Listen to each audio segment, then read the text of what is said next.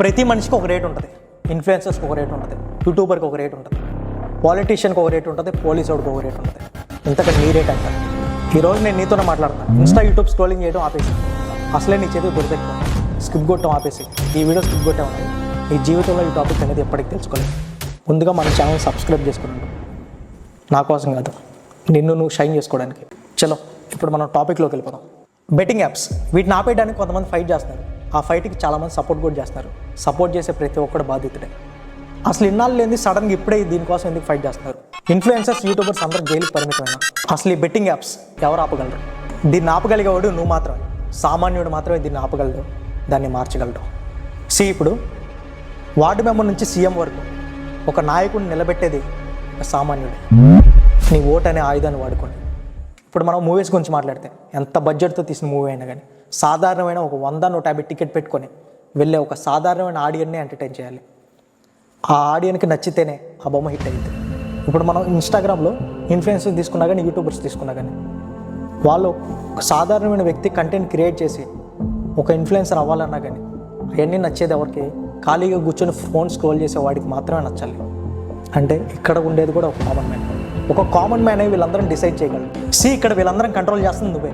ఒక మామూలు మనిషిని సెలబ్రేటింగ్ చేసినా, పాలిటీషియన్ చేసినా నువ్వే. వాడు పైకి చూస్తే లాస్ట్కి వాడిని ఎత్తి కింద కొట్టేది కూడా నువ్వే. ప్రతి మనిషికి ఒక రేట్ ఉంటుంది. ఇన్ఫ్లుయెన్సర్స్కి ఒక రేట్ ఉంటుంది, యూట్యూబర్కి ఒక రేట్ ఉంటుంది, పాలిటీషియన్కి ఒక రేట్ ఉంటుంది, పోలీస్ వాడికి ఒక రేట్ ఉంటుంది. ఇంతకంటే నీ రేట్ ఎంత? వాళ్ళందరూ అమ్ముడుపోతున్నారు అంటావు, ఆ ప్లేస్లో నువ్వున్న అమ్ముడుపోతావు. పైకి ఇప్పుడు ఒక బెట్టింగ్ యాపే వచ్చింది. వాడిని ఫిక్స్ అయ్యి అరెస్ట్ చేద్దామని ఫిక్స్ అయిపోయి వాడిని అరెస్ట్ చేశారనుకో, అంతెందుకురా, ఏదో ఒక పెట్టి కేసులో అన్నీ నిన్ను అరెస్ట్ చేస్తే నీకున్న ఇన్ఫ్లుయెన్స్ మొత్తం వాడతాం. నాకు ఆడి తెలుసు, ఇటు తెలుసు అంటాం. ఒక బెట్టింగ్ యాప్ నడిపేవాడు 100 కోట్లు టర్న్ ఓవర్ చేసేవాడు, వాడికి ఎంత ఇన్ఫ్లుయెన్స్ ఉండాలా? రేపు మర్డర్లు చేసిన నా కొడుకులే బయట సరదాగా తిరుగుతున్నారా? అంతెందుకురా, నువ్వు ఎప్పుడైనా ఒక పోలీస్ స్టేషన్కి చిన్న పని మీద వెళ్ళు, డబ్బులు ఇవ్వకుండా నీకు ఎప్పుడైనా త్వరగా పని అయిందంటారా?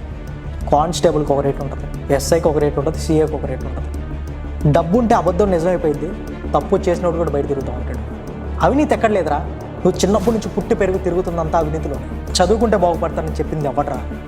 ఆడియడ్ మాటలు నమ్మి నీ జీవితాన్ని దేనికి పనికి రాకుండా చేసుకున్నావు. ఈ స్కూల్ చదివితే బాగుంటుంది, 10th క్లాస్లో మంచి మార్క్స్ వస్తే చాలు నీ జీవితం మొత్తం బాగుంటుంది అని చెప్పి నా కొడుకులు ఎవర్రా? అంత కష్టపడి నీ ఆటలో, నీ ఆశలో అన్నీ వదులుకొని నైట్ అవుట్లు, పొద్దున్నే లేచి చదవరాలు, ఇంత ప్రిపేర్ అయిన తర్వాత ఆ క్వశ్చన్లన్నీ చదివిన తర్వాత ఆ ఏ క్వశ్చన్ నీకు ఇప్పుడు ఉపయోగపడింది చెప్పరా? ఇంటర్కి వచ్చాక ఎంపీసీ తీసుకున్నప్పుడు, బైపీసీ తీసుకున్నప్పుడు అంతెందుకురా, నీ జీవితాన్ని నాశనం చేసిన వాళ్ళు నీ ఇంట్లోనే ఉన్నారా? బీటెక్ జాయిన్ అవ్వండి చెబుతారు. ఎల్కేజీ నుంచి ఇంటర్ దాకా చదివిన దాంట్లో ఒక్క సబ్జెక్ట్ అయినా బీటెక్లో తగిలిద్దంటారా? ఎప్పుడు ఏమీ లేని ఒక కంప్యూటర్ సబ్జెక్ట్ అనేది వచ్చేసింది. అరే ఎడ్యుకేషన్ సిస్టమ్ నాకేం అర్థం కాదురా. అప్పటికప్పుడు వచ్చేసిన తర్వాత అన్ని సబ్జెక్టులన్నీ కంప్యూటర్ బేస్డ్ మీద ఉంటాయి, ఏం అర్థం కావు. అప్పుడు దాకా టాపర్ అయినోడు బ్యాక్లాగ్స్తో మిగిలిపోతుంది. అరే ఎగ్జామ్స్ అవటం ఆలస్యం రా, ఎగ్జామ్స్ కూడా అవసరం లేదురా. నీకు ఎగ్జామ్స్ అవ్వకముందే నీ కాలేజ్కి వచ్చాయి, ఈ కాలేజ్ బాగుంటుంది, ఈ యూనివర్సిటీ బాగుంటుందని ప్రొఫెసర్లు అందరూ, అరే నీ అడ్మిషన్కి వాడికి కమిషన్ వస్తుందని నీ జీవితాన్ని అమ్మేస్తారు వాళ్ళు.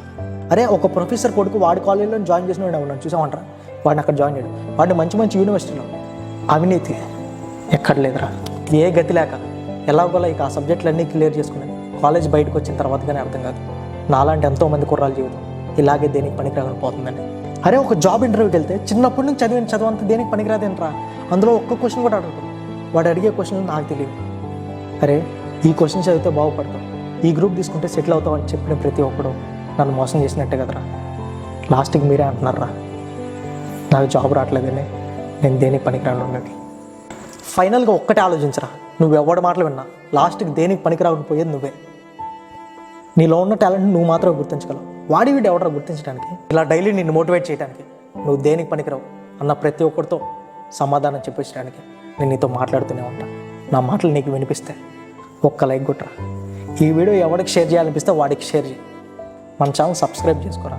సబ్స్క్రైబ్ చేసుకొని నువ్వే చెప్పు ఇది మన ఛానల్ అని.